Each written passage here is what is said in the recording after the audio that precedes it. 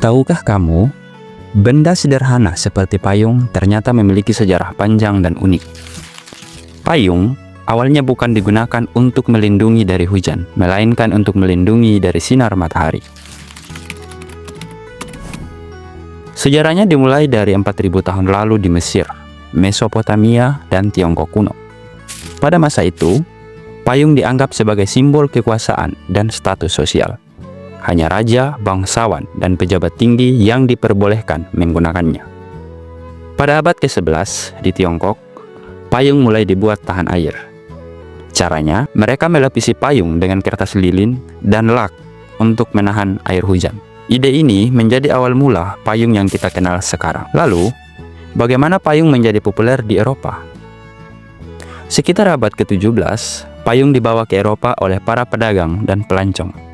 Awalnya, payung hanya digunakan oleh wanita sebagai aksesori mewah.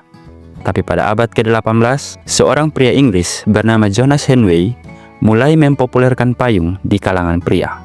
Bahkan hingga kini di Inggris, payung sering disebut sebagai Henway, sebagai penghormatan kepadanya. Menariknya, bentuk dasar payung hampir tidak berubah sejak dulu. Namun, teknologi dan bahan pembuatannya terus berkembang. Ada payung otomatis, payung tahan angin, hingga payung transparan yang menjadi tren fashion.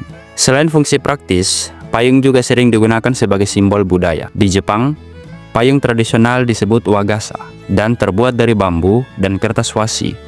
Di India, payung besar digunakan dalam upacara keagamaan. Bahkan di film, payung sering menjadi ikon seperti payung merah dalam film The Red Umbrella. Jadi, siapa sangka payung yang kita anggap remeh ini punya perjalanan panjang yang melibatkan teknologi, budaya, dan gaya hidup. Mulai dari simbol kekuasaan hingga alat praktis di kehidupan sehari-hari. Payung membuktikan bahwa benda kecil bisa punya cerita yang besar.